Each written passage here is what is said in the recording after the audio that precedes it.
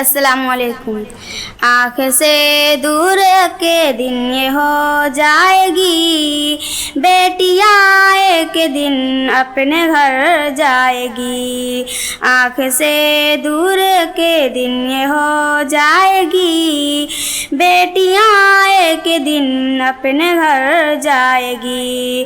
غم میں خوشی آئے کے دن بدل جائے گی، بیٹیاں ایک دن اپنے گھر جائے گی۔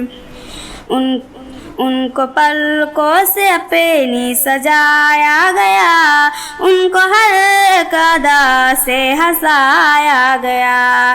ان کی یادیں تو بس دل میں رہ جائے گی، بیٹیاں ایک دن اپنے گھر جائے گی۔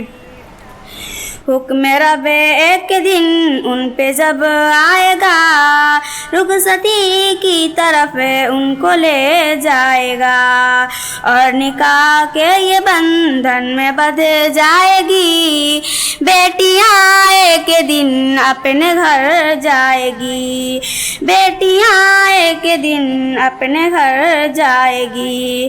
کیسا منظر ہوگا وہ کیسی گھڑی، رو رہے ہوں گے بھائی بہن اور سبھی، گھر سے رخصت جب اپنے ہو جائے گی، بیٹیاں ایک دن اپنے گھر جائے گی۔ دین اسلام ان کو جو سکھلائے گا، رب کیا ہے کام کیا ہے وہ بتلائے گا۔